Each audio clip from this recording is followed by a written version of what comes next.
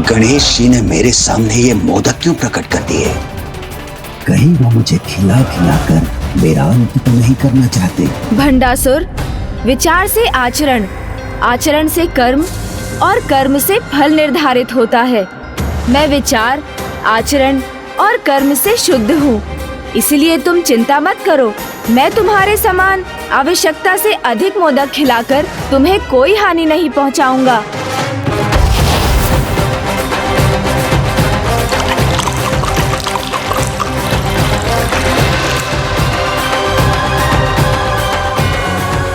देखो भंडासुर, उजाले और सरलता से परिपूर्ण ये दूध शिव तत्व की शुद्धता का प्रतीक है और सभी जीवों को प्रथम आहार के रूप में यही दूध प्राप्त होता है।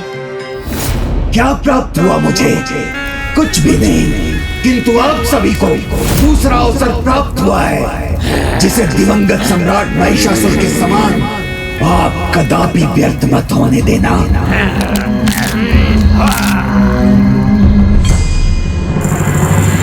चावल जगत के पालनहार नारायण के तत्व का अर्थात समृद्धि का प्रतीक है, जो प्रत्येक जीव अच्छा आचरण कर संसार से प्राप्त कर सकता है। हमें ऐसा आचरण करना होगा जिससे हम असुर साम्राज्य की रक्षा कर समस्त संसार पर अपना आधिपत्य स्थापित रख सके, जो हमारा अधिकार है। गुड़ ब्रह्मा के तत्व का प्रतीक है, जो सृजन के अपने अद्भुत कौशल और गुण से किसी भी भोजन को मिठास से भर देता है। उसी प्रकार कोई भी जीव अपने कौशल से अपने जीवन को श्रेष्ठतम बना सकता है। श्रेष्ठतम असुर युद्ध कौशल का प्रयोग कर विजय प्राप्त करनी होगी, जिससे अपने पराजय के पुराने इतिहास को मिटाकर हमारे असुरों की विजय का नया इतिहास रच सके।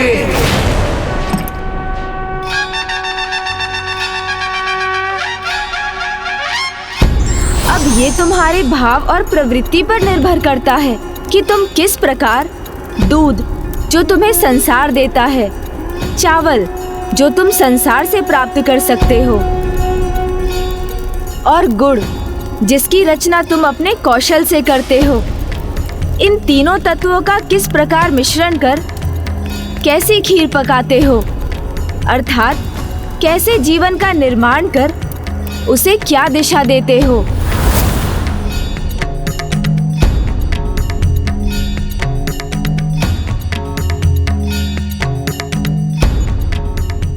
तो तुम क्या समझे भंडासुर? तुमने क्या रचा है अपने लिए? मैंने अपने लिए एक नया अवसर रचा है, इसे प्राप्त किया है, इसलिए अब जो मुझे चाहिए वो आप सभी को रचना होगा। ये जली हुई खीर जो तुमने रची है, ये तुम्हारे अंधकार में भविष्य का प्रतीक है।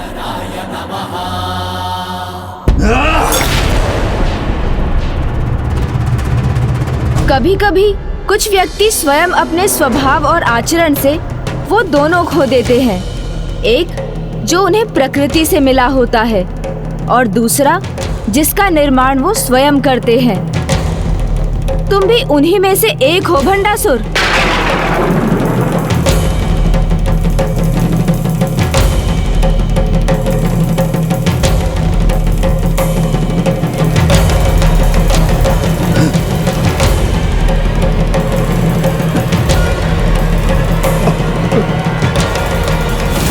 तुम्हारे मोदक का ऋण मैंने चुका दिया भंडासुर। जब तुम स्वयं अपनी रचना का आनंद नहीं ले सके तो संसार उसे कैसे स्वीकार करेगा? वो तो तुम्हें ही सब कुछ लौटा देगा ना।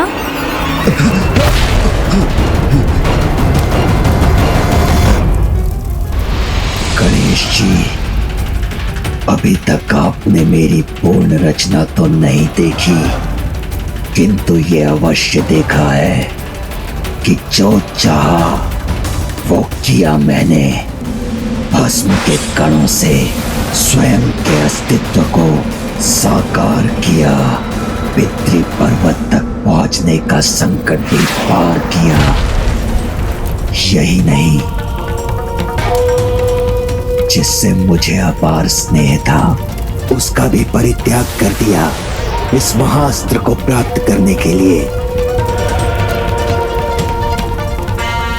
इसीलिए मैं असंभव को संभव बनाऊंगा। विजय रूपी जीवन की खीर रचूंगा। विजयी होंगे हम, विजयी होंगे हम, विजयी होंगे हम, विजयी होंगे हम, विजयी होंगे हम। असुर महानायक भंडासुर, आपके लिए इस विजय की रचना मैं करूंगा। महिषासुर के अंत का प्रतिशोध हम अवश्य लेंगे उस देवी से। उचित है शुंभ निशुंभ, किंतु शुंभ निशुंभ तुम अकेले नहीं जाओगे, क्योंकि मैं गणेश जी को अनेक असुरों की पहचान करने में उलझाना चाहता हूं।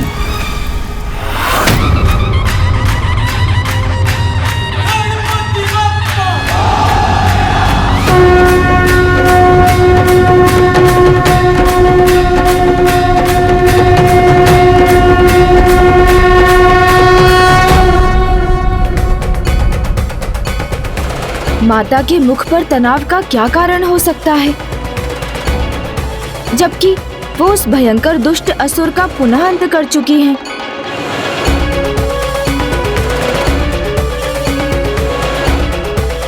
प्रणाम माता।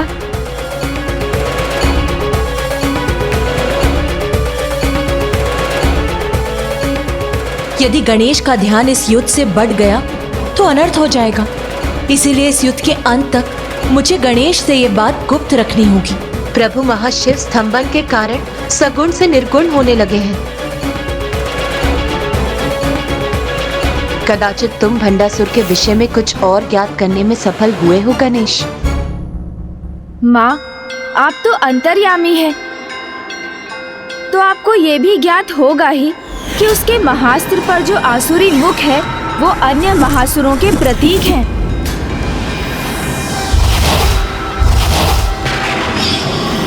देखिए माता, इनमें से अभी एक का ही अंत हुआ है, अन्य सभी तो अभी भी सुरक्षित हैं। अर्थात भंडासुर पूर्व काल के अन्य असुरों को भी इस युद्ध में उतारने वाला है। और अब वो जिन्हें भेजने वाला है, तुम्हें उन्हें ही पहचान कर उनका सामना करने का उपाय बताना होगा। क्योंकि मेरे वचन के अनुसार जब तक तुम शत्रु को पहचान कर उसका सामना करने का उपाय नहीं बताओगे, तब तक ना हम हथियार उठाएंगी और ना ही उसके आक्रमण का कोई उत्तर देंगी।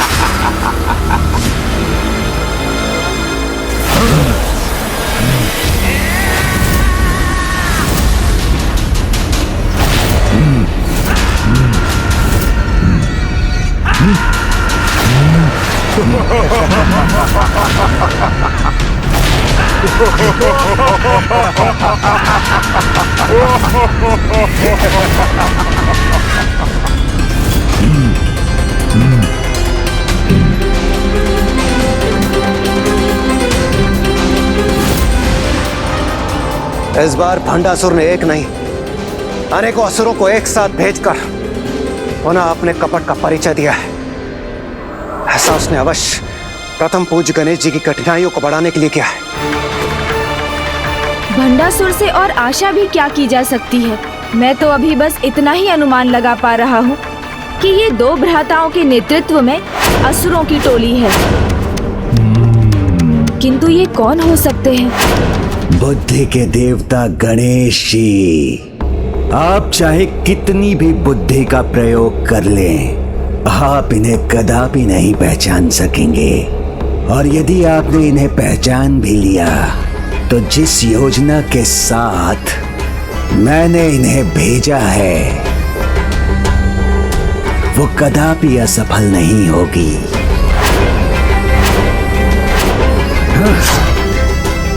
क्योंकि इनका तोड़ तो उनमें निहित है जिनको यहाँ लाना ही असंभव है। मुझे शीघ्र इनका परिचय ज्ञात कर इनके आक्रमण का तोड़ सोचना होगा।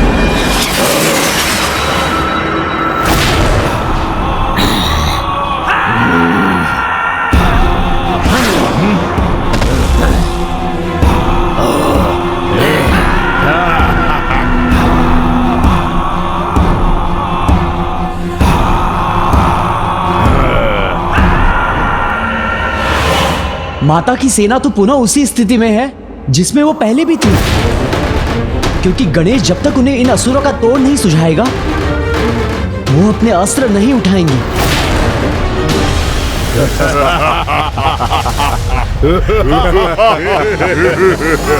इन सभी ने अपने अपने बल का प्रदर्शन किया है, किंतु इस लाल असुर ने अभी तक अपने कौशल का प्रदर्शन क्यों नहीं किया? ये और इसके साथ दूसरा असुर भला कौन हो सकता है? इसके पहले कि ये माता की सेना पर अपना आक्रमण करें, मुझे इनका परिचय ज्ञात करना ही होगा। बहुत दुख हो रहा है आप सभी को अस्त्रहीन देखकर। और यदि तुम सब यही सोच रही हो कि हम अस्त्रहीन नारियों पर वार नहीं करेंगे, तो तुम ये सबसे बड़ी भूल कर रही हो। क्योंकि जो अस्त्रहीन होते हैं उन पर तो हमें वार करने में और भी आनंद आता है।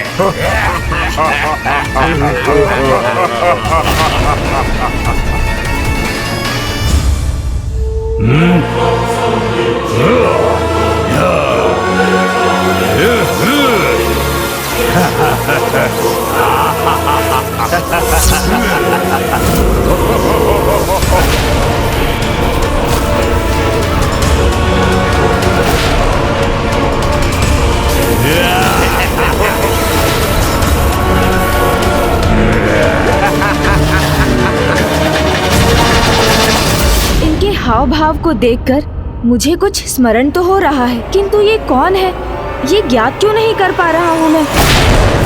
मुझे पूर्ण विश्वास है गणेश जी कि इस बार आप कदापि सफल नहीं हो पाएंगे। ये दुष्ट असुर तो किसी योजना के अनुसार आक्रमण करने के लिए तैयार है। गणेश जी अभी भी इन्हें पहचानने में असमर्थ है। कितना अच्छा होता हम इनके आक्रमण से पहले इन्हें पहचान कर किसी प्रकार से गणेश जी की सहायता कर पाते।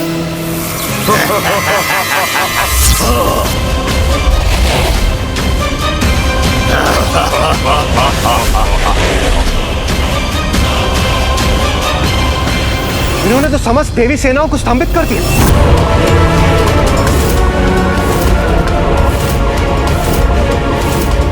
कुछ भी हो जाए, बिना विचलित हुए मुझे स्थिर भाव से विचार करना चाहिए।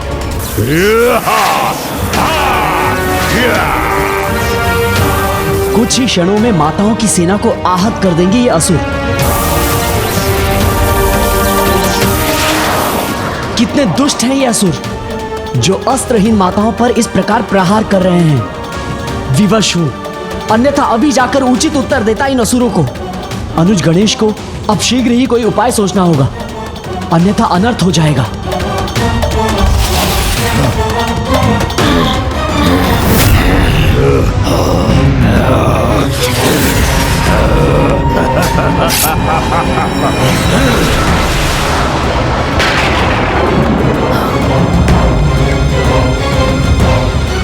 मुझे शांत भाव से तब तक विचार करना होगा जब तक इन्हें पहचानने का कोई संकेत ना प्राप्त हो।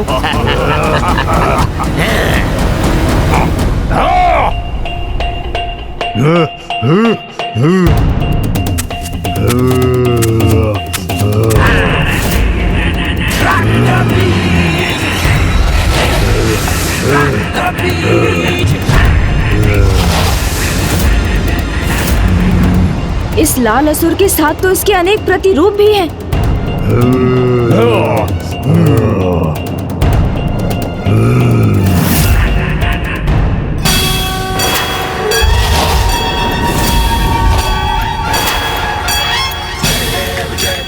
रक्त बीज।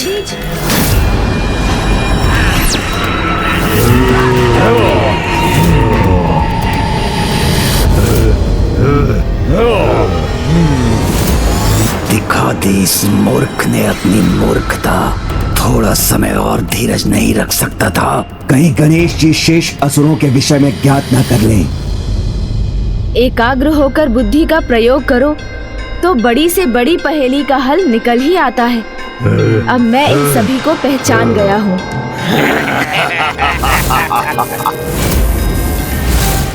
ये है शुंभ निशुंभ, चंडमुंड, धूम्रलोचन,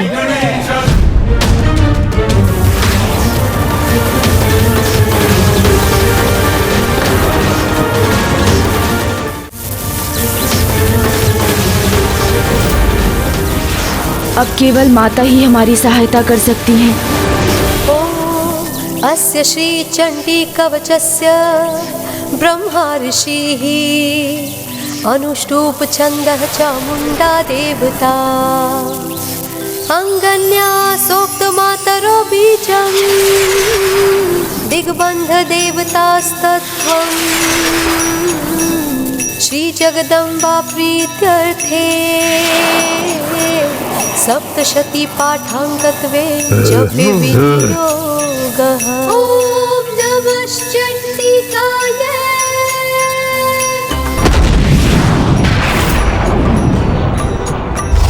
ॐ यद्गुहं परमं लोके सर्वरक्षाकरं नृणाम्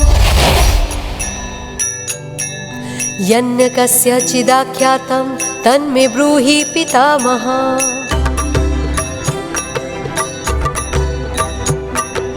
अस्ति ज्ञातं विप्र सर्वभूतोपकारकं दिव्यास्तु कवचम्। मैंने कहा था ना, जहाँ बुद्धि का देवता है वहाँ शुभता है और विघ्नों के नष्ट होने में विलंब हो सकता है, किंतु अंततः वो नष्ट हो ही जाते हैं। हे माता, मुझे क्षमा कर दीजिए कि इन्हें पहचानने में मुझे इतना विलंब हो गया। माता, ये रक्त के समान लाल असुर रक्त बीज है। इसके रक्त की जितनी भी बूंदें धरती पर गिरती हैं, इसके समान एक अन्य रक्त बीज को उत्पन्न करती हैं। ये धुंधले धूम्र को प्रवाहित करने वाला असुर धूम्रलोचन है। ये किसी भी निर्जीव वस्तु को अत्यंत शक्तिशाली अस्त्र में परिवर्तित कर सकता है। ये नीले असुर चंडमुंड हैं, जिनमें अपने विद्युत रूपी अस्त्र से किसी को भी भस्म कर राख में परिवर्तित करने की क्षमता है। और ये भूतकाल के असुर सम्राट असुर भ्राता शुंभ निशुंभ हैं, जो इन सभी का नेतृत्व कर रहे हैं।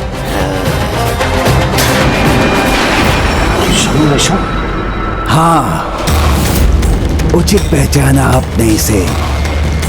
ये शुंभ निशुंभ ही हैं, जो पुनर्जीवित होकर आए हैं। इसलिए अब तो ये अपराजेय हैं। इनका तत्व इनका मद था, जिसे माता पार्वती ने भिन्न रूप धारण कर एक एक का संहार कर इनका अंत किया था, जिसके लिए माँ ने मातंगी रूप धरा। फिर जल में प्रवेश कर अपनी श्वेत आभा से देवी कौशिकी को प्रकट किया, जिन्होंने विंध्याचल पर वास किया और माता विंध्यवासिनी का रूप लेकर सभी का वध किया। अर्थात सर्वप्रथम मुझे भी देवी मातंगी रूप में आना ही होगा।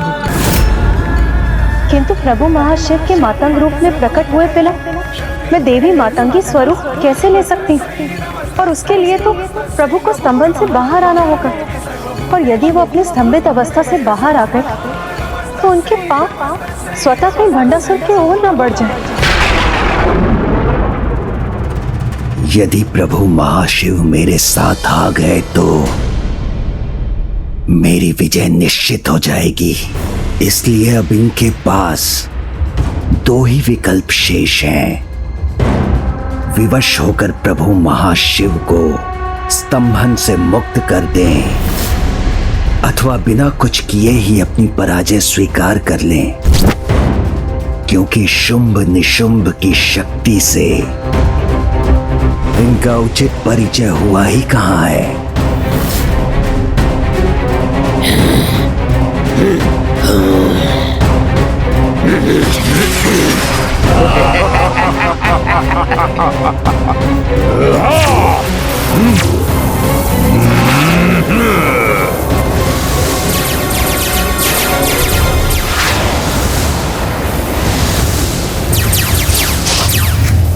अब इस जटिल समस्या का समाधान तो तुम्हें ही ढूंढना होगा पुत्र गणेश, क्योंकि ये देवी कवच अब अधिक समय तक स्थिर नहीं रह सकेगा।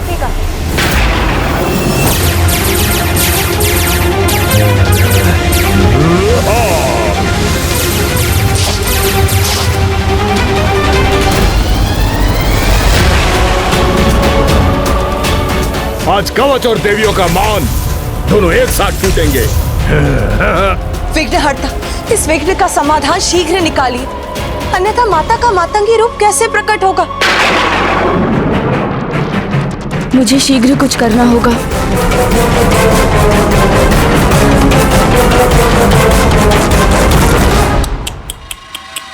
कोई हल नहीं है इसका। हे प्रभु महाशिव, अब आपके स्तंभन से बाहर आने का समय हो चुका है। अब तो चित भी मेरी और पट भी मेरी। हाँ हाँ, सोचिए प्रभु, विचार कीजिए। बुद्धि के देवता है ना आप, तो आपकी इतनी परीक्षा तो चलती है।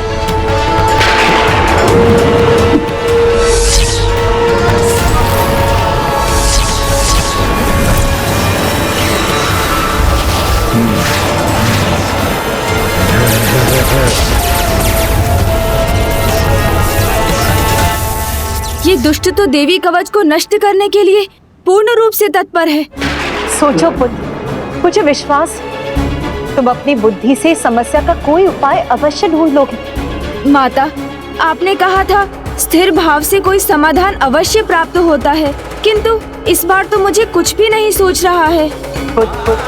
जिस प्रकार पहले अंधेरा दिखाई देता और उसके बाद उसी अंधेरे में सब कुछ दिखाई देने लगता, उसी प्रकार कभी कभी समस्या के स्रोत में उसका समाधान छिपा होता है। समस्या के स्रोत में उसका समाधान छिपा होता है। कभी कभी समस्या के स्रोत में उसका समाधान छिपा होता है। समस्या के स्रोत में ही उसका समाधान भी छिपा होता है।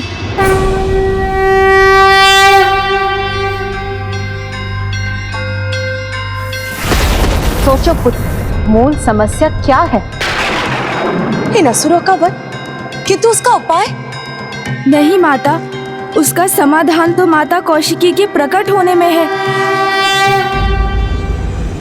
तो फिर ये टूटता हुआ देवी कवच? इस समस्या का हल भी माता कौशिकी के प्रकट होते ही हो जाएगा, किंतु हल तो ये निकालना है कि प्रभु महाशिव के मातंग रूप के बिना माता मातंगी कैसे प्रकट हो।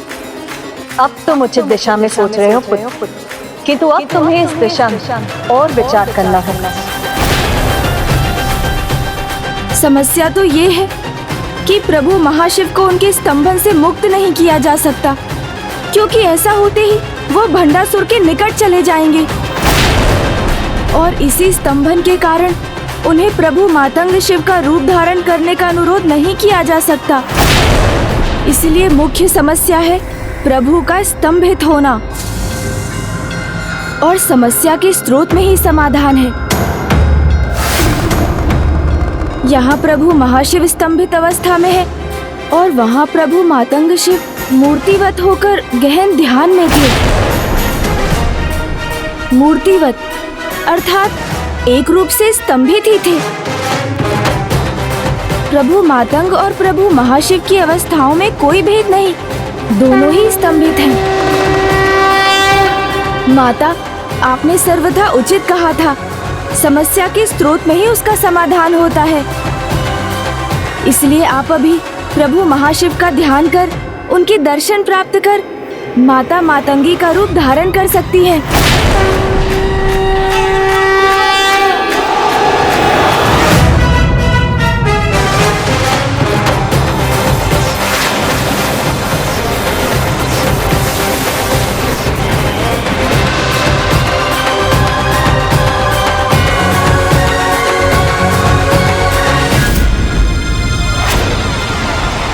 माता पार्वती ने भी तो प्रभु मातंग की समाधि की स्तंभित अवस्था को देख माता मातंगी का रूप धारण किया था।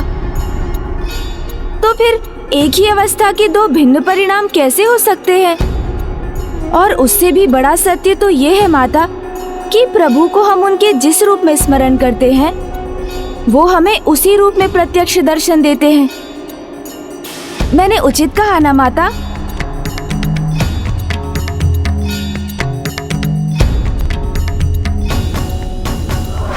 गणेश जी, अब आप कितना भी विचार कर लीजिए, परिणाम तो एक ही होगा, मेरी विजय। सत्य कहा तुम। एक ही अवस्था के दो अलग परिणाम नहीं हो सकते। मैं अभी प्रभु महाशिव के दर्शन कर मातंगी रूप धारण करूंगा, जिससे मेरे देवी कौशिकी रूप के प्रकट होने पर मैं इन असुरों का अंत कर सकूंगा। नमस्तस्यै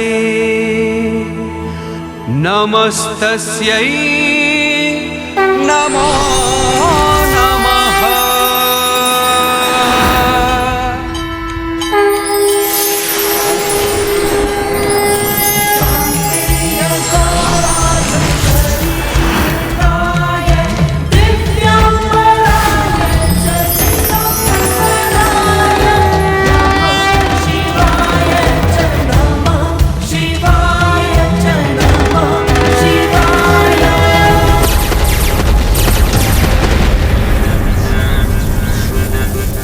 माता के यहाँ से लुप्त होने के कारण उनका देवी कवच भी दुर्बल पड़ता जा रहा है।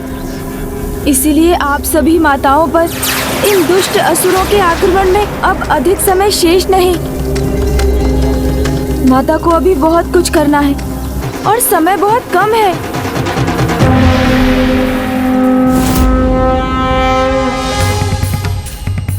प्रभु, यदि आप मेरे हित में स्तब्ध हैं, अपना प्रत्यक्ष रूप खोकर अप्रत्यक्ष हो रहे हैं, तो मैं भी आपका साथ अवश्य दूंगी।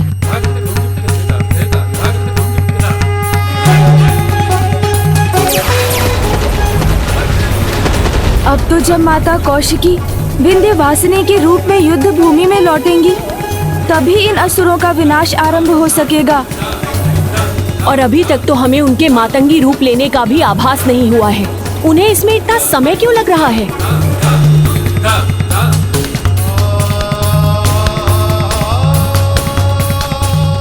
ये तो अति उत्तम है कि अब ये दोनों भी स्तंभित हो गए हैं।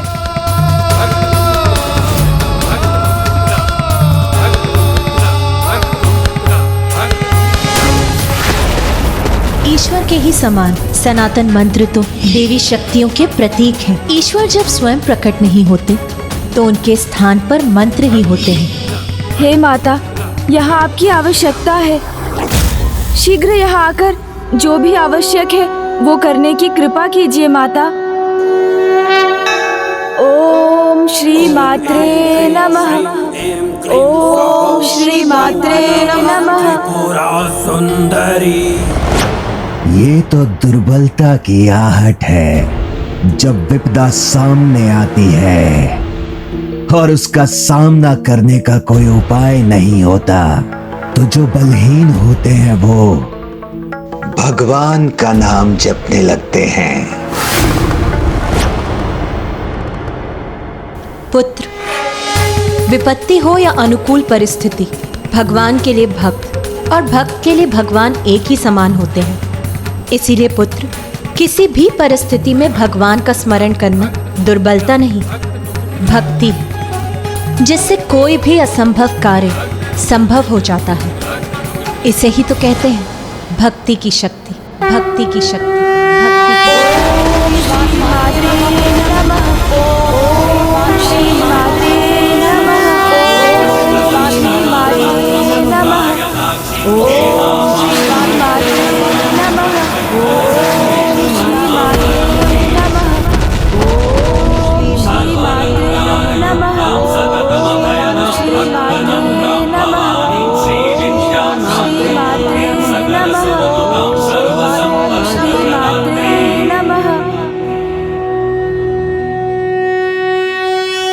माता, आपके यहाँ आने में अब तनिक भी विलंब नहीं हो सकता। कृपा कीजिए माता। ओम श्री मात्रे नमः। शक्ति रूपेण मुझे क्षमा कीजिए प्रभु, आपको स्तंभन से बाहर निकाल सकूं, उसके लिए मुझे अभी और समय लगेगा। सर्वप्रथम मुझे भंडासुर से युद्ध कर इस युद्ध का अंत करना होगा। ओम मातंग महाशिवाय नमः। ओम मातंग महाशिवाय नमः। ओम मातंग महाशिवाय नमः।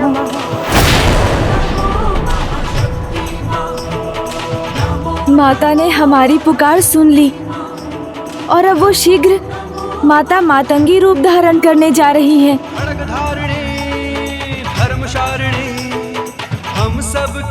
ओम मातंग महाशिवाय नमः। ओम मातंग महाशिवाय नमः। ओम मातंग महाशिवाय नमः।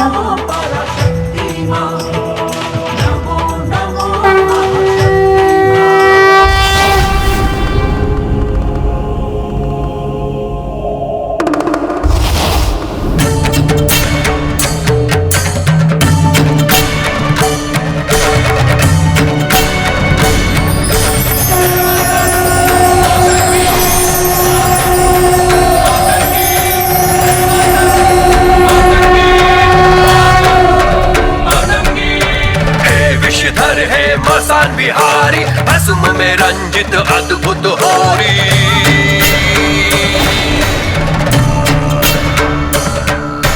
भूत पिशाच संग कैसी हहोरी, भस्म में रंजित कैसी ये होरी। हे मातंग मातंगी मातंग मातंगी, हे मातंग मातंगी मातंग मातंगी। विकराल रूप रंग नेत्र लाल है, भाल गाल भस्म रमे सर्प छोड़े हाल है।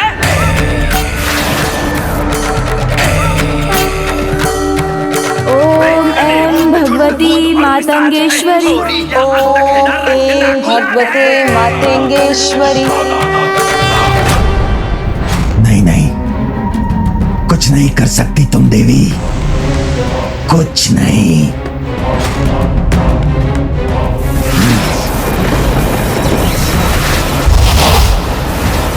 देख क्या रहे हो? आक्रमण करो और उस देवी के लौटने के पहले उसकी सेना का अंत करो।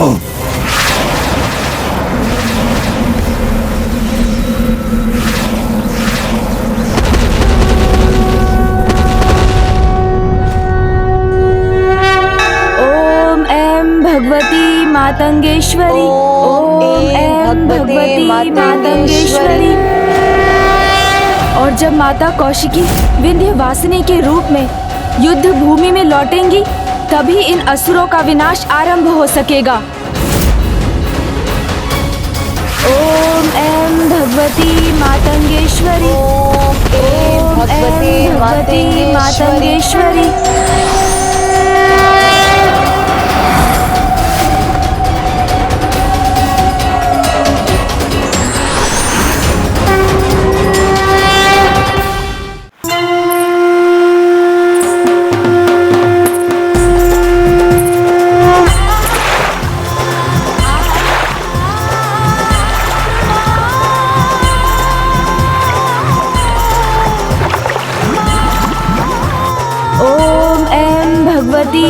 मातंगेश्वरी। ओम ऐं भगवते मातंगेश्वरी। मातंगेश्वरी। ओम ऐं भगवते मातंगेश्वरी। ओम ऐं भगवते मातंगेश्वरी।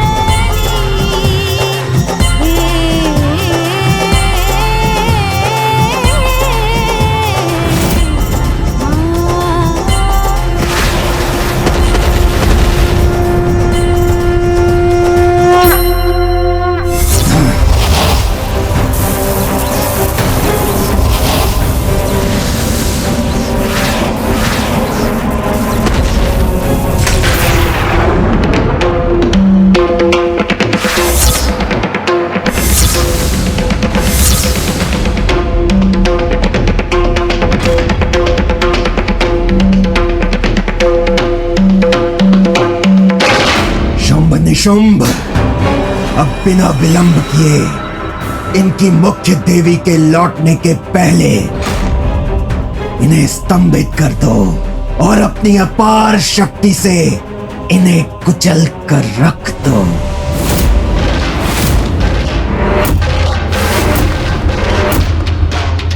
अब आनंद आएगा मुझे।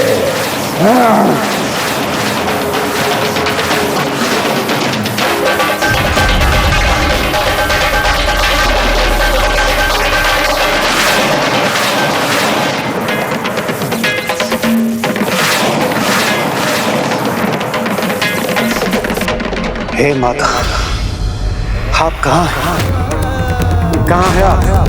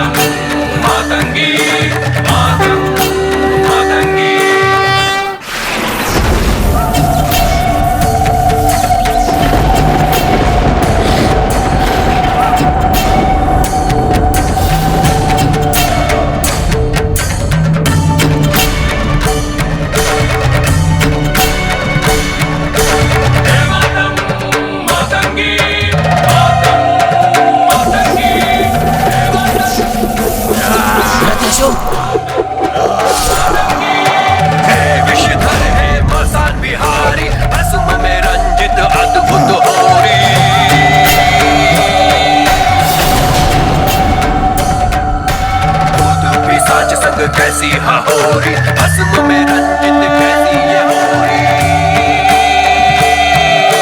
हे मातंग मातंगी मातंग मातंगी। अब आ ही गई हो देवी तो यहां से वापस नहीं जा पाओगी।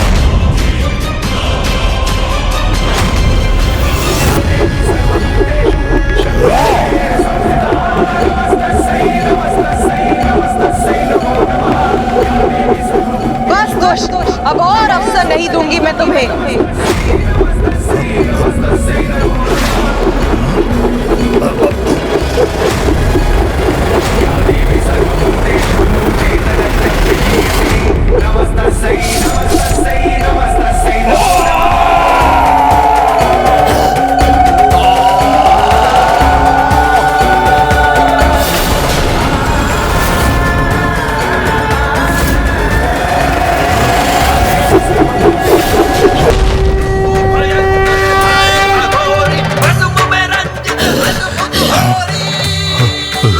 मेरे महान योद्धा धूम्रलोचन का वध कर दिया इस नारी ने।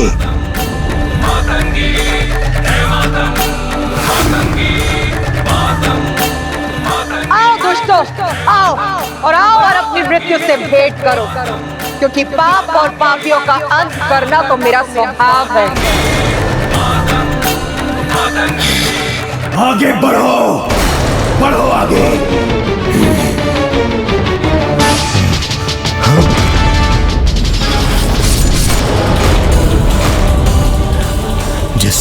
जिस युद्ध का परिणाम हमें पता है, उसे दोहराने में क्या लाभ है? इसी देवी से तो हम सब पराजित हुए थे। एक बार पुनः पराजित होने में भला क्या बुद्धिमानी है?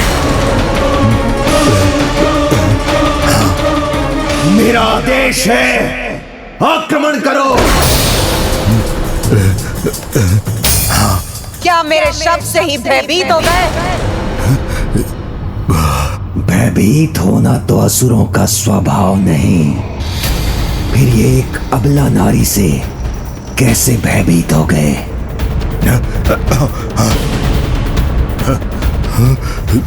भंडासुर का युद्ध तो आरंभ होने के पहले ही अंत की ओर है। ये क्या? एक नारी के शब्द सुनकर तुम सबका रक्त शिथिल कैसे पड़ गया?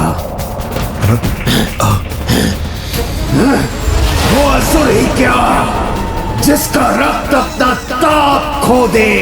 भंडासुर ऐसा होने नहीं देगा। असुरों के रक्त में उबाल मैं लाकर रहूंगा।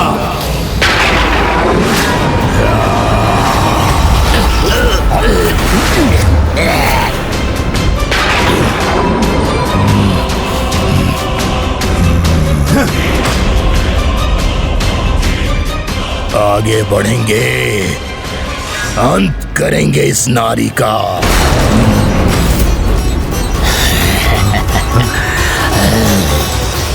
शुंभ, कुछ समय और इस नारी को उलझा कर रखो। मेरे हाथ पुनः बढ़ते स्त्री को स्तंभित कर मैं उसे बंदी बना लूंगा।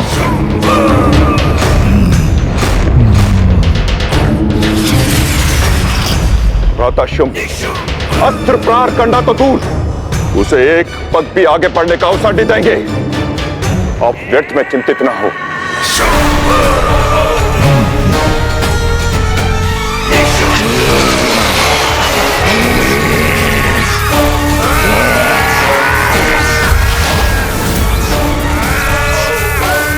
इस तुच्छ स्त्री को स्तंभित करने की कोई आवश्यकता नहीं है सम्राट शुंभ।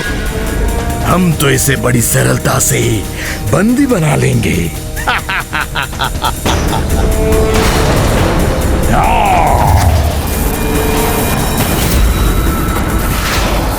मैं रक्त बीज, रक्त ही मेरा आधार। मैं करूंगा वार। इस बार इस नानी के रक्त से स्वयं को तृप्त करूंगा, पान करूंगा इसके रक्त का। ये सभी असुर एक साथ माता और उनकी सेना पर आक्रमण कर रहे हैं।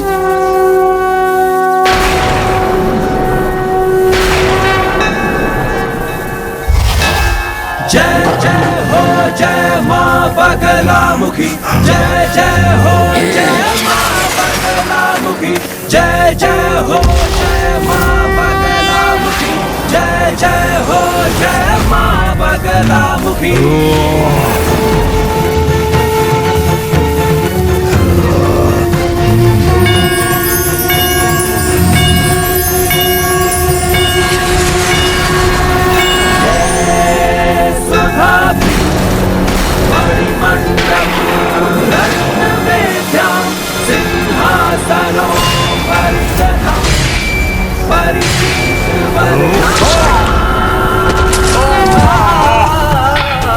भ्राता मुंड, ये क्या? इस स्त्री की तो छाया भी युद्ध कर रही है। भ्राता चंड, छाया हो या काया, हमारी शक्ति के सामने सब तुच्छ है।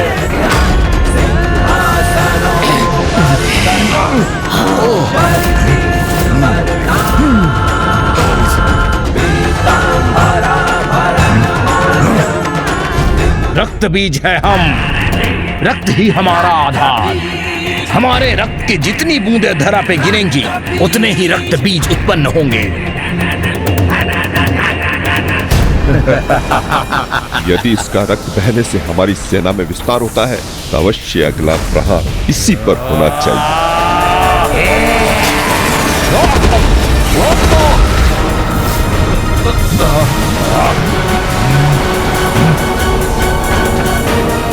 हमारी इन विद्युत तरंगों से अब तुम्हारा बच पाना संभव नहीं है, मूर्ख स्त्री।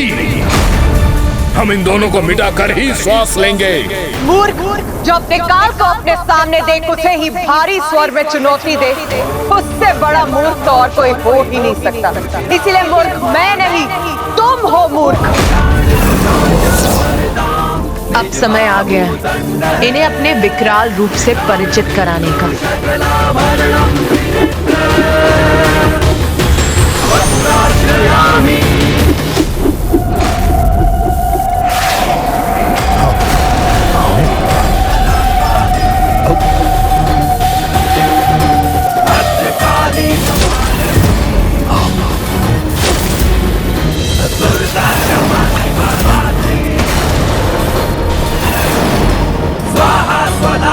माता काली के सामने तो कोई नहीं टिक सकता।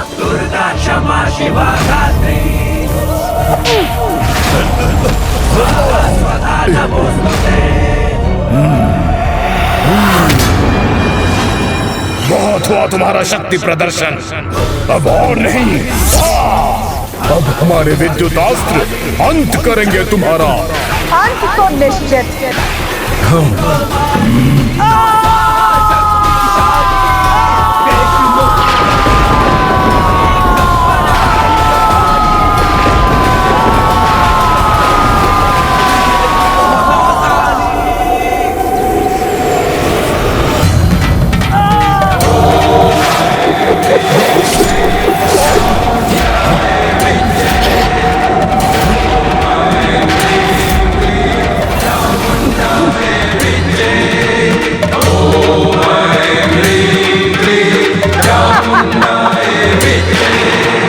माता महाकाली की मुस्कान, उनके श्वेत दंत ऐसे लग रहे हैं जैसे उजले मोती या मोगरे के पुष्प हों।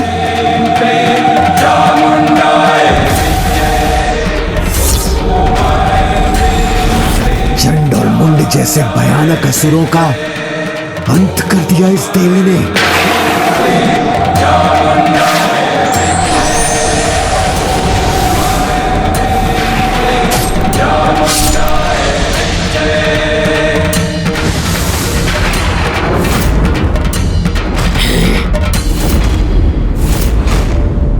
आज फिर से आपने अपना नाम प्रमाणित कर दिया, देवी चामुंडा।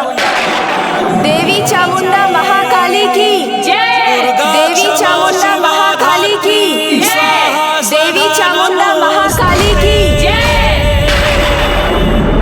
ऐसे अवाक क्यों खड़े हो तुम? असुरों की प्रतिष्ठा धूमिल मत होने दो। आगे बढ़ो और आक्रमण करो।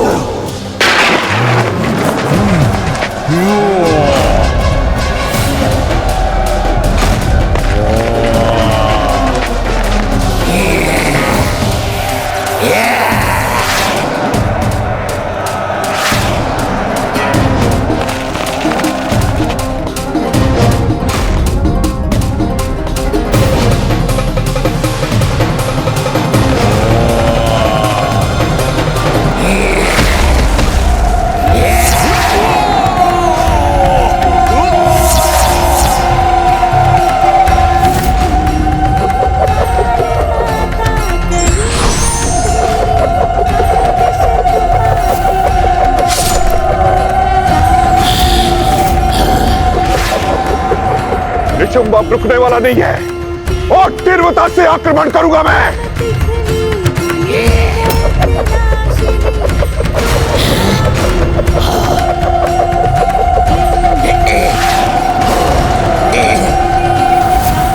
हम सुरक्षित हैं। हाँ भ्राता, हमें कोई क्षति नहीं पहुंची। भ्राता निशुंभ, छलांग लगाओ, तभी हमारी रक्षा होगी। इसका अवसर क्या है भ्राता श्री?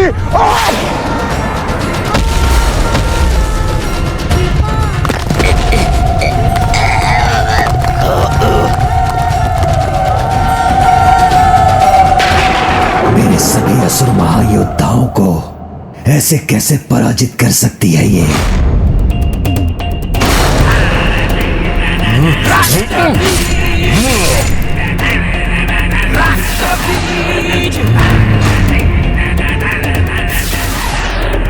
मूर्ख, से क्या क्या तुमने?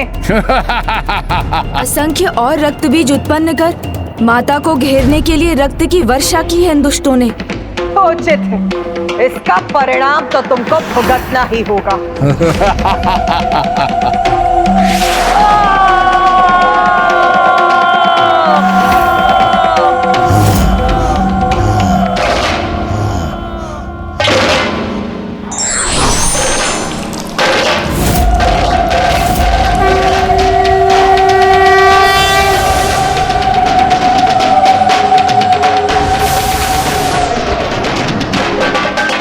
ये लाल धूम्र तो माता के लाल आंचल के समान है। माता अवश्य कुछ अद्भुत करने वाली है।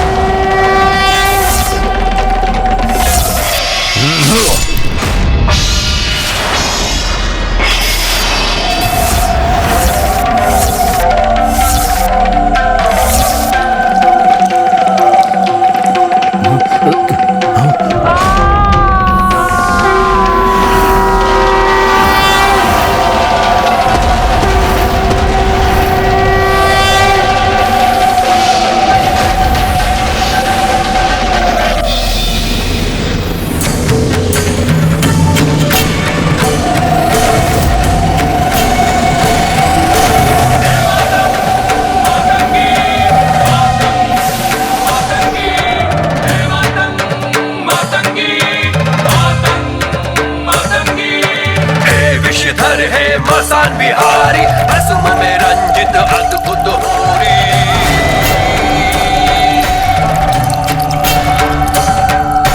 भूत पिशाच संग कैसी अहोरी, भस्म में रंजित कैसी ये होरी।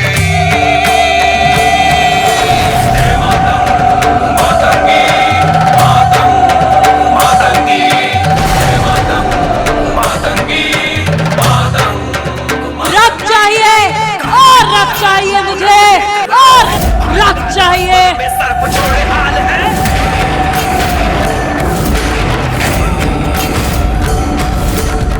गले मुंड झुंड भूत और पिशाच है, होरी या गुलाल है।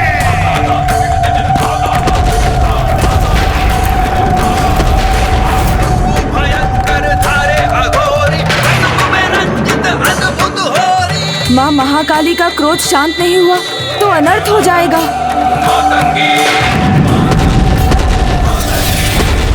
इस सृष्टि के अंत में ही मेरा आरंभ छिपा है। वो अंत चाहे कोई असुर करे या कोई देवी देवता, मुझे कोई अंतर नहीं पड़ता। मुझे तो बस अपनी बनाई हुई सृष्टि चाहिए।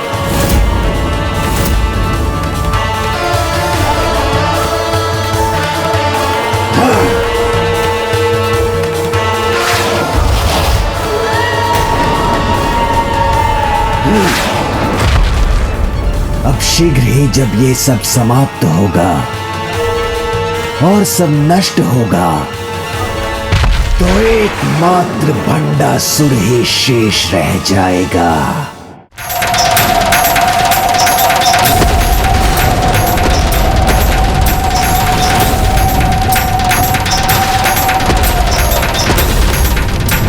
पिछली बार भी माँ महाकाली के क्रोध और उनकी भूख दोनों को शांत करना कठिन हो गया था, किंतु पिताश्री के आने से ही माँ शांत हुई और तभी सब पुनः सहज हुआ। पिताश्री महादेव रौद्र हैं, तो शांति और संतुलन के रक्षक भी हैं। उनका अनंत शांति संपन्न रूप ही माता को शांत करा सकता है, किंतु प्रभु महाशिव तो स्तंभित हैं। हम उनका आवाहन तो नहीं कर सकते, किंतु मुझे विश्वास है पिताश्री प्रभु महादेव के आगमन से ही हमारी सहायता हो जाएगी, क्योंकि प्रभु महाशिव और महादेव का मूल तत्व तो एक ही है। पिताश्री, हे महादेव, हमें आपकी आवश्यकता है। दर्शन दीजिए पिताश्री, क्योंकि आपके ही दर्शन से माँ महाकाली का ये रौद्र रूप शांत हो सकता है। महाकाली का ये रौद्र रूप शांत हो सकता है।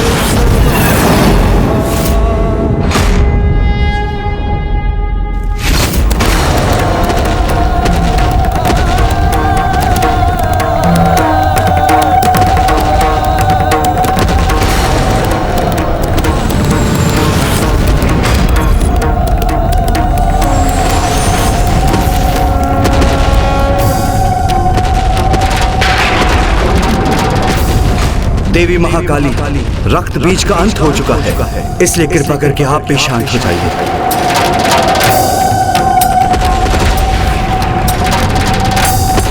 देवी महाकाली, देवी महाशक्ति, शांत हो जाइए, शांत हो जाइए, शांत हो जाइए। मैं आपसे निवेदन करता हूँ, शांत हो जाइए, कृपा करके शांत हो जाइए। माता महाकाली तो पिताश्री महादेव का अनुरोध सुनकर भी नहीं रुकी, तो मुझे सभी ब्रह्मांडों से समस्त प्रभु महादेव का आवाहन करना होगा। कदाचित उनका संयुक्त शिव तत्व माँ को शांत करने में सहायक बन सके।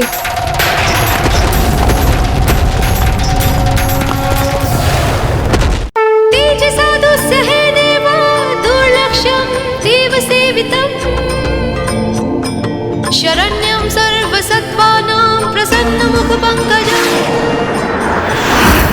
वेदेहा शास्त्रया यथा गीतं विष्णु ब्रह्मनूतनं सदा भक्तवत्सलमानन्दं शिवमावाहयाम्यहम्।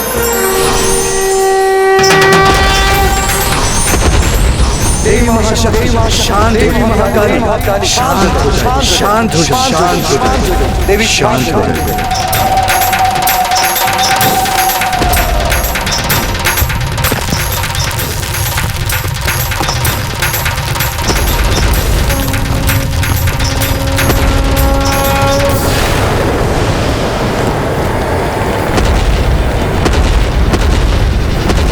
भंडासुर वही हो रहा है जो तुम चाहते हो, विस्फोट। अब इसे कौन रोक सकता है, क्योंकि जो इसे रोक सकता है वो तो स्तंभित है। भंडासुर, तुम्हारी जय हो।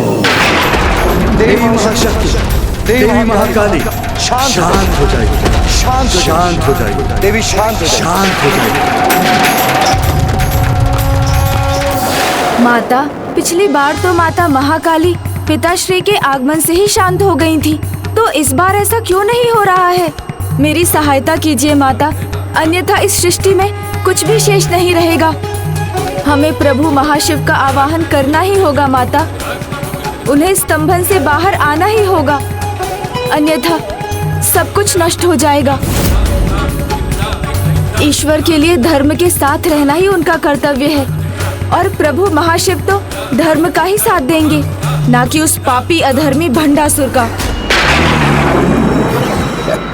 माता, मेरी पुकार सुनिए, मेरी सहायता कीजिए। मैं आपसे निवेदन करता हूँ, कृपा करके शांत हो जाइए, शांत हो जाइए। माता, दया कर प्रभु महाशिव का आवाहन कीजिए। अब हमें बहुत विलंब हो चुका है पुत्र गणेश। अब प्रभु महाशिव को उनकी स्तंभित अवस्था से बाहर निकालकर यहाँ लाना असंभव के समान हो चुका है, क्योंकि अब वो सगुण से निर्गुण अर्थात साकार से निराकार हो रहे हैं। क्योंकि अब वो सगुण से निर्गुण अर्थात साकार से निराकार हो रहे हैं। प्रभु महाशिव सगुण से निर्गुण हो रहे हैं, निराकार हो रहे हैं। अब उनके प्रत्यक्ष रूप का थोड़ा ही अंश अप्रत्यक्ष होना शेष। देवी महाकाली, देवी महाशक्ति, देवी महाशक्ति, शांत हो जाइए, शांत हो जाइए। मैं आपसे निवेदन करता हूँ। अब माता महाकाली को रोकने का कोई उपाय नहीं, क्योंकि महाशिव सगुण से निर्गुण हो चुके हैं।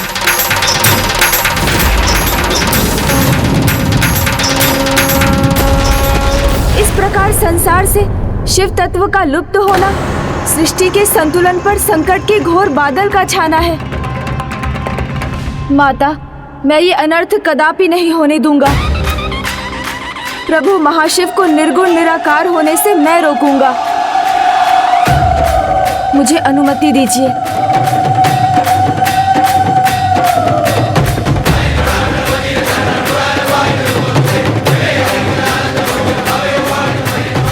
उत्तम, अति उत्तम। महाशिव नहीं तो पराशक्ति भी पूर्ण नहीं। अर्धनारीश्वर जो है ये, एक नहीं तो दूसरा भी नहीं, दोनों नहीं तो ये सृष्टि भी नहीं। भंडासुर, अब तुम्हारी ये विजय तो निश्चित है। अब तुम्हें त्रिदेव बनने से कोई नहीं रोक सकता। तुम्हें त्रिदेव बनने से कोई नहीं रोक सकता। तुम्हें त्रिदेव बनने से कोई नहीं रोक सकता।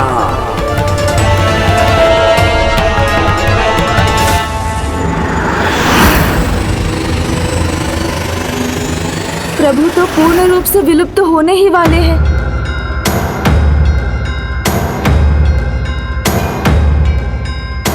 प्रभु हम पर कृपा कीजिए, लौट आइए, क्योंकि यदि आप लुप्त हो गए तो संसार अधूरा ही नहीं रहेगा, अपितु लुप्त हो जाएगा। मैं प्रण करता हूँ प्रभु महाशिव, जब तक आप अपने साकार रूप में नहीं लौटते तब तक मैं वो दिव्य नृत्य कर आपकी प्रार्थना करूँगा जो आपको भी प्रिय है।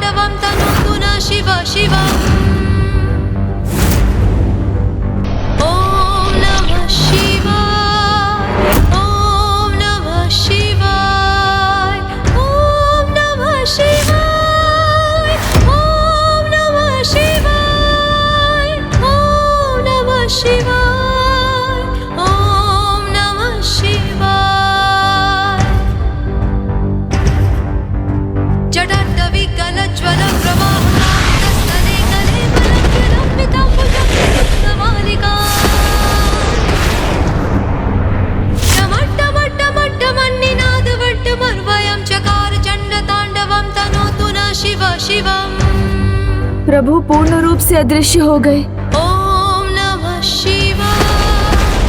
जब तक आपके साकार रूप के दर्शन नहीं हो जाते मेरे नृत्य का आकार बढ़ता ही जाएगा।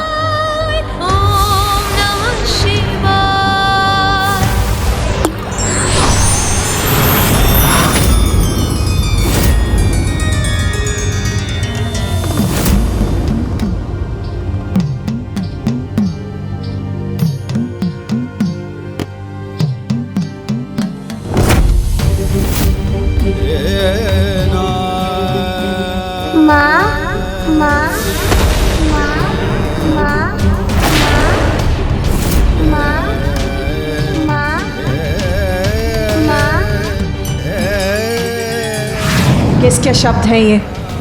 किसकी पुकार है ये? मैं कहाँ हूँ? कौन है मेरा आधार? कौन है मेरा आधार? आप कौन है? मैं कौन हूँ? मुझे बताइए ना, आप कौन है? मैं ब्रह्मदेव हूँ। आप ब्रह्मदेव हैं? तो ब्रह्मदेव मुझे बताइए ना, मैं कौन हूँ? मेरा कोई नाम ही नहीं है, मेरा कोई परिचय भी नहीं। कौन है मेरी माता? किसके शब्द है ये? किस बालक के रुदन का स्वर है ये?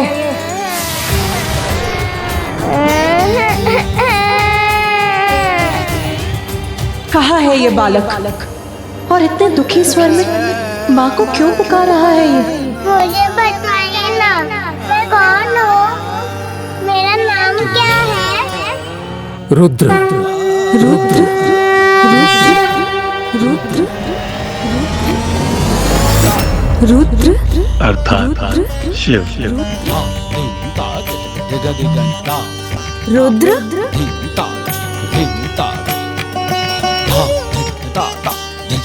प्रभु महाशिव अपने इस रूप में लौट आए।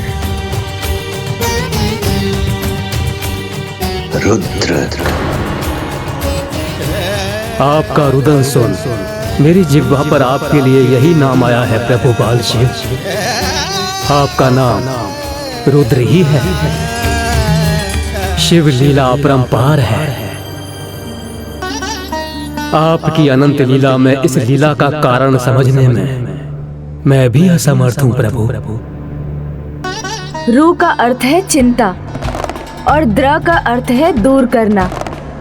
रुद्र अर्थात चिंता को दूर करने वाले।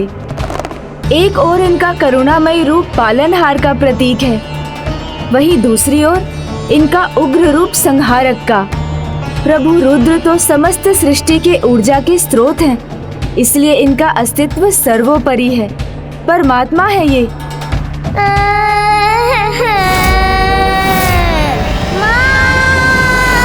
वो रुदन कर रहा है, अर्थात वो किसी संकट में है।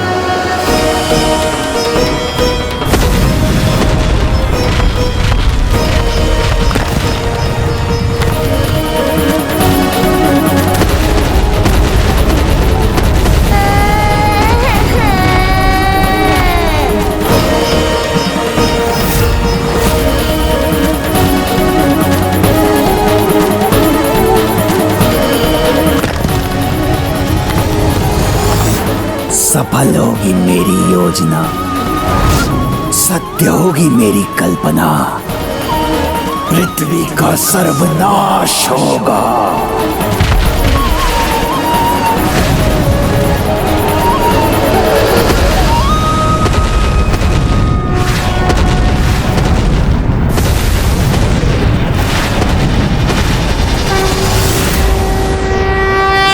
भद्रकाली कष्ट निवारिणी जय महाकाली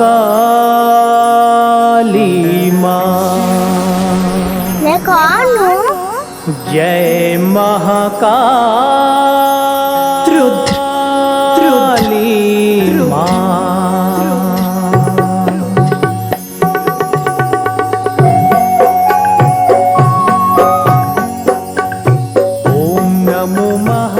प्रभु शिव के रुद्र रूप के कारण ही धरती देवी काली के क्रोध से बच गई। तुम जैसी भी लीला कर लो, मेरी इच्छा को पूर्ण होने से कोई नहीं रोक सकता। कोई नहीं।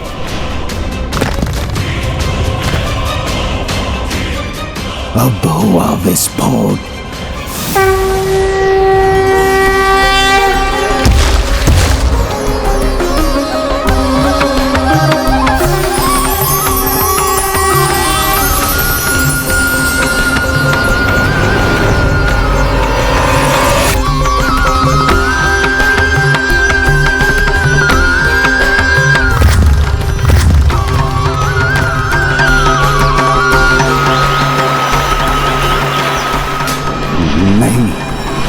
मैं पराजित नहीं हो सकता।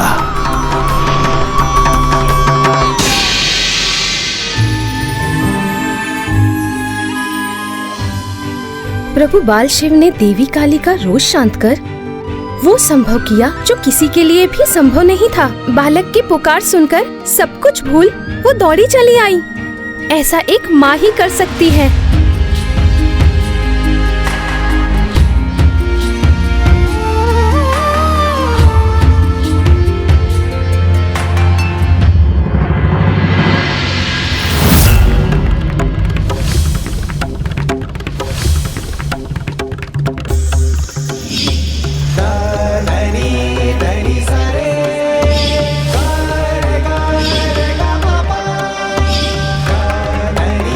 मेरी रश्मि,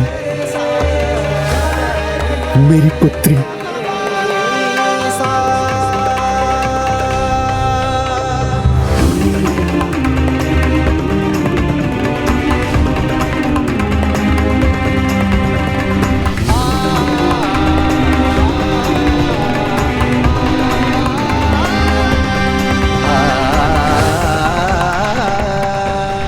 रश्मि प्रभा, एक बार फिर मैं तुम्हें अपने हाथों में उठाकर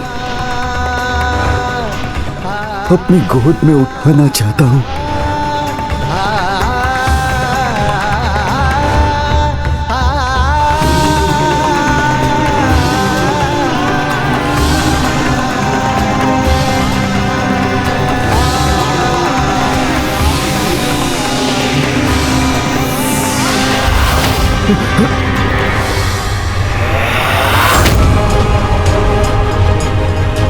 ये रक्त, मेरी पुत्री का रक्त मेरे हाथों में।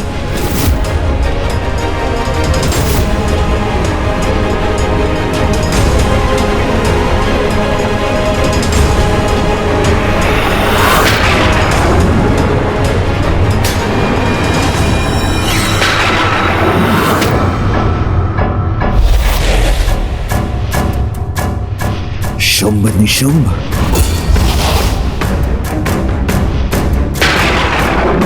भंडासुर, क्या हो गया है तुम्हें? जो जीवित है उनको छोड़कर जो मृत हो गए हैं उनका स्मरण कर रहे हो।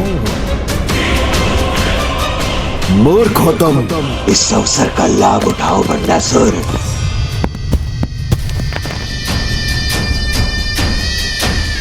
सब डूबे हैं अपनी भावनाओं के सागर में, तो अब मैं भर लाऊंगा अपनी विजय का गागर। अब युद्ध में अपनी विजय के लिए इतनी दुष्टता तो चलती है।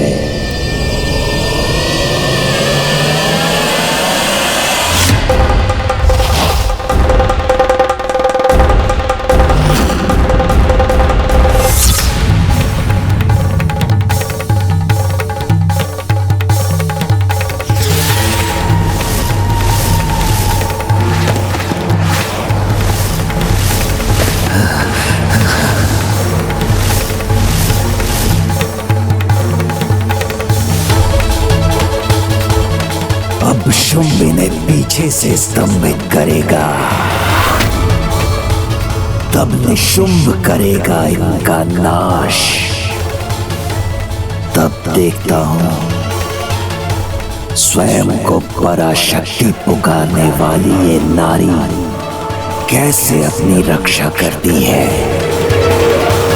प्रभु शिव के निराकार होने के बाद बाल स्वरूप में अवतरित होकर देवी काली के रुद्र रूप को ममतामयी रूप में परिवर्तित कर दिया है। ये तुम्हारे कारण ही संभव हो पाया है पुत्र गणेश। प्रभु के इन मनोहर सौम्य रूप को किस नाम से जाना जाएगा?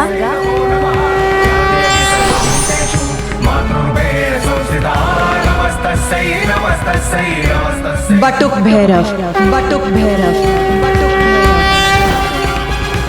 बटुक भैरव,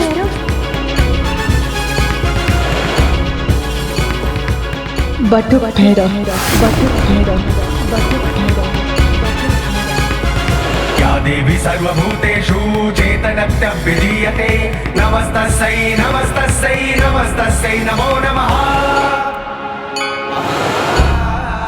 हाँ, प्रभु महाशिव के इन रूप को बटुक भैरव के नाम से जाना जाएगा।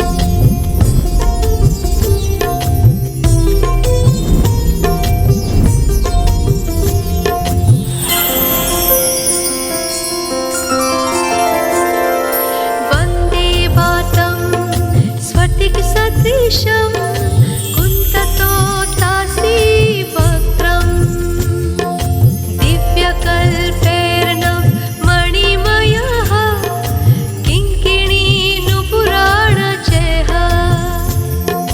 दीप्ताकारं विशदवन्दनं सुप्रसन्नं त्रिनेत्रम् हस्ताब्जाभ्यां बटुकमनीषं शूद्रदण्डो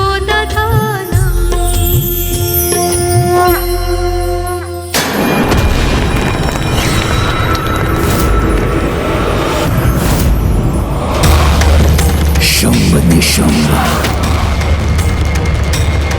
मेरे सबसे बड़े अस्त्र। प्रस्तुत हो जाओ अपने अगले आक्रमण के लिए। हमें क्षमा कीजिए प्रभु बटुक भैरव। प्रभु आपके निराकार रूप लेने से पहले आपको स्तंभन से बाहर नहीं ला सके, किंतु अब परिणाम जो भी हो, आप अपने शिव तत्व को पृथ्वी पर लौटाकर अपने महाशिव रूप में दर्शन देने की कृपा कीजिए,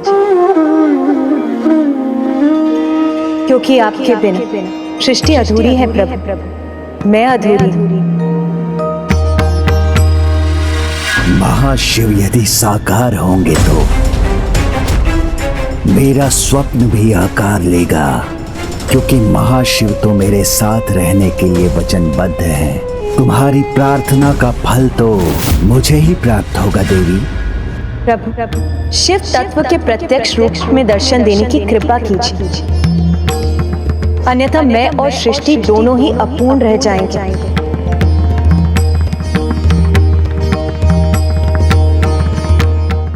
प्रभु आएंगे तो मेरी अपूर्ण इच्छा को ही पूर्ण करेंगे।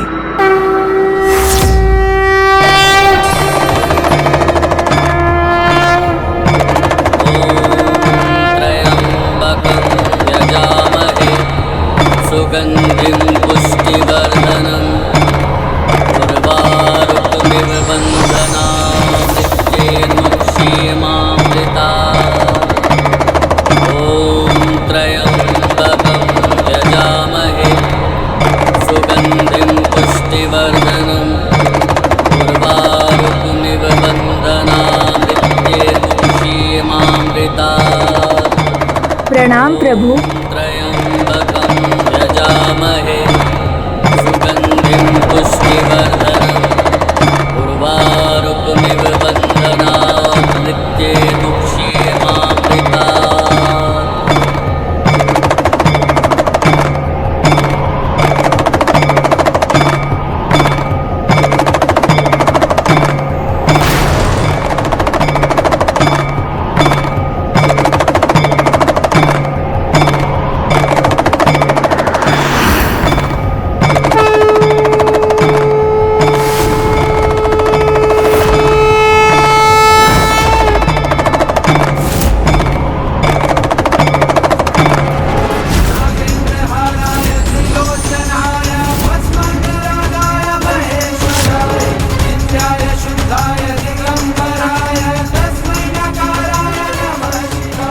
जब आप प्रकट हो ही गए हैं प्रभु, तो मेरे पक्ष में आ जाइए और आदेश दीजिए इन देवियों को कि वो अपने अस्त्र त्याग कर पराजय स्वीकार कर लें। ना आपको शस्त्र गिराने की, ना पराजय स्वीकार करने की कोई आवश्यकता है, क्योंकि पाप के सागर में डूबे भंडासुर को मेरा साथ कभी प्राप्त नहीं हो। मेरा साथ कभी प्राप्त नहीं हो।